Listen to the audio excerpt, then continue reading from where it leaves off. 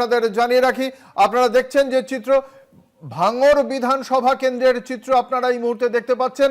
ভাঙড় বিধানসভা কেন্দ্রের তৃণমূল কংগ্রেসের প্রার্থী শওকত মোল্লা, আইএসএফ এর প্রার্থী নওশাদ সিদ্দিকী আজকে ভাঙড় বিধানসভা কেন্দ্রের বিভিন্ন জায়গায় যখন গিয়েছেন, তিনি বিভিন্ন বুথের পরিস্থিতি খতিয়ে দেখতে, কেমনভাবে নির্বাচন চলছে সেই সময় তাকে ঘিরে জয় বাংলা স্লোগান দেন বহু মানুষ। সেই ঘটনাকে কেন্দ্র করেই পরিস্থিতি উত্তপ্ত হয়ে ওঠে।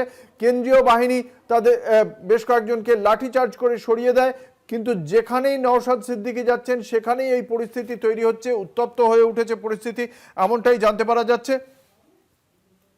এর আগে তৃণমূল কংগ্রেসের পক্ষ থেকে শওকত মোল্লা, তিনি ক্যানিং পূর্বে এর আগে প্রার্থী ছিলেন, বিধায়ক ছিলেন, সেখান থেকে তিনি এবার ভাঙড়ে প্রতিদ্বন্দ্বিতা করছেন।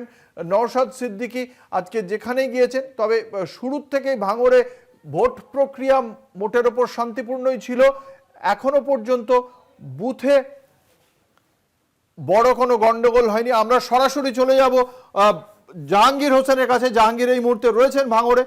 জাহাঙ্গীর, যে চিত্র তুমি তুলে ধরেছো সেখানে যথেষ্ট পরিস্থিতি উত্তপ্ত ছিল, আমরা দেখালাম দর্শকদের। জাহাঙ্গীর, এই মুহূর্তে বুথে কিরকম ভাবে নির্বাচনটা হচ্ছে?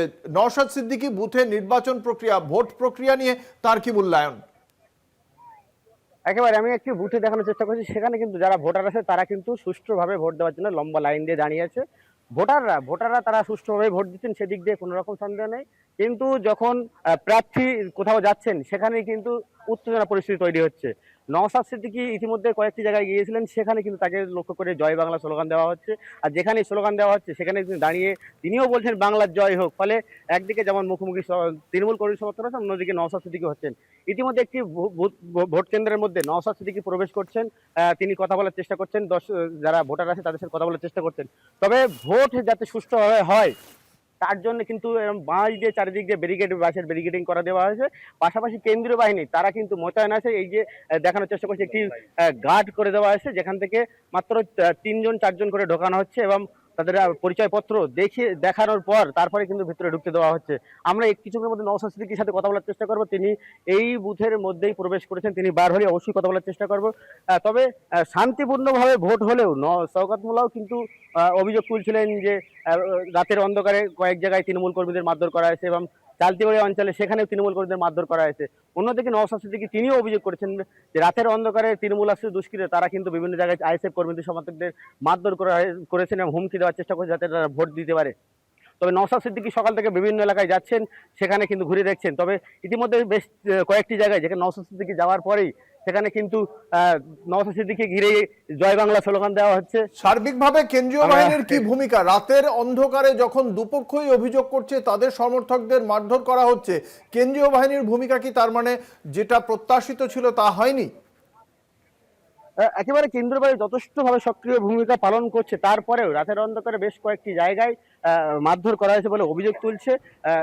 যেখানে পুলিশের বিরুদ্ধে কার্যত শওকত মোল্লা তিনি সরাসরি পুলিশের বিরুদ্ধেই অভিযোগ তুলছেন যে কেন্দ্রীয় বাহিনী তারা কিন্তু একরকম অহিংসতার পরিবেশ করছে, তৃণমূল সরকারকে বদনাম করার জন্য আইএসএফকে সহযোগিতা করছেন এবং শুধু পুলিশ নয়, পুলিশের পাশে ইলেকশন কমিশনের বিরুদ্ধেও তিনি মুখ খুললেন যে ইলেকশন কমিশনের একটা অংশ তারাও কিন্তু এই তৃণমূলকে বদনাম করার জন্য, তৃণমূলকে হারানোর জন্য চক্রান্ত করে যাচ্ছে। তবে কেন্দ্রীয় বাহিনী তারা কিন্তু যে সমস্ত জায়গায় ঘটনা ঘটে চলেছে সেই সমস্ত জায়গায় দ্রুত পৌঁছে যাচ্ছেন, গিয়ে পরিস্থিতি নিয়ন্ত্রণ আনার চেষ্টা করছে। তবে আমরা বিভিন্ন জায়গায় ভোট কেন্দ্রে গিয়ে দেখছিলাম, সেখানে কিন্তু প্রতিটি বুথে বুথে কেন্দ্রীয় বাহিনী জওয়ান তারা কিন্তু আসেন এবং ভোট যারা দিতে আসছেন তাদের কাছে লম্বা লাইন ঠিক করে দিচ্ছেন এবং 100 মিটারের মধ্যে কাউকে প্রবেশ করতে দেওয়া হচ্ছে না। তারপরে কিন্তু মাঝে মাঝে দেখা যাচ্ছে বিভিন্ন জায়গায় মাঝে মাঝে দেখা যাচ্ছে হঠাৎ করেই উত্তেজনা পরিবেশ তৈরি হয়ে যাচ্ছে। এখনো পর্যন্ত নওশাদ সিদ্দিকী এই ভোট কেন্দ্রের মধ্যে আছেন, তিনি বার হলে একটু কথা বলার চেষ্টা করব।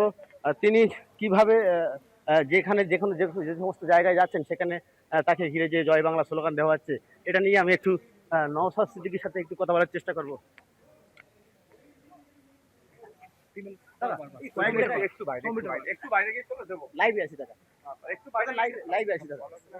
একেবারে ভোটারদের সাথে হাত মেলাচ্ছেন নওশাদ সিদ্দিকী, ভোটারদের সাথে হাত মেলাচ্ছেন, একেবারে কথা বলার চেষ্টা করছি। আমিও দাদা আপনারা দেখছেন ভোটারদের সঙ্গে হাত মেলাচ্ছেন নওশাদ সিদ্দিকী ভাঙড় কেন্দ্রের। যাচ্ছেন তো সেখানে আপনার লক্ষ্য করে জয় বাংলা স্লোগান দেওয়া আছে, আপনি নিজেই দেখলাম ছুটে যাচ্ছেন ওখানে। না, ওখানে অশ্লীল ভাষায় বেশ কিছু কথা বলেছে যেগুলো মিডিয়ার সামনে বলা যায় না এভাবে, সেই জন্যই। এবং তারা 100 মিটারের মধ্যে ঢুকে এটাকে ডিস্টার্ব করার জন্য বারবার আমাদের কাছে খবর এসেছিল ওই বুথে পার্টিকুলার ওরাই পঞ্চায়েতের মেম্বারের সাথে নিয়ে তারা ওখানে ভোটারদেরকে প্রভাবিত করছে, ভোটারদেরকে ভয় দেখানোর চেষ্টা করছে। শুধু তাই না, আপনারাও মানে ভিডিও দেখেছেন আমাদের একটা ভোটারের কাছে গিয়ে কেমন হাতাহাতি লড়াই জড়িয়ে পড়েছে, আমাদের ভোটার না একজন ভোটারের কাছে গিয়ে। তো পুলিশ ওখানে সেন্ট্রাল ফোর্স থাকার পরে এইগুলো জটলা পাকা ছিল, তারপরে আমি গেলাম, তখন আস্তে আস্তে ক্লিয়ার করেছি। ভোট প্রক্রিয়া নিয়ে কোনো অভিযোগ আছে? না, আমি পার্টিকুলার ওই জায়গাটার, অন্য কোনো জায়গায় সেন্ট্রাল ফোর্সের বিরুদ্ধে আমার কোনো অভিযোগ নেই। ভোট প্রক্রিয়া নিয়ে আপনার কোনো অভিযোগ আছে? দেখুন ওইটা আমরা অভিযোগ করেছি আমরা। দেখুন আমাদের ব্যাপারটা হচ্ছে আমরা চাই শান্তির সাথে ভোট। বারবার বলে এসেছি যে যে আর ভোট সে দেবে, আমাকে যদি ভালো লাগে ইভিএম মেশিনে 5 নম্বর বোতাম টিপবে, যদি না ভালো লাগে অন্য কোনো টিপবে, কাউকে যদি না ভালো লাগে নোটা টিপে নোটাতে প্রেস করবে, কিন্তু শান্তিপূর্ণ ভাবে। নওশাদ, এই মুহূর্তে আমরা দেখলাম যে একেবারে দৌড়াদৌড়ি একটা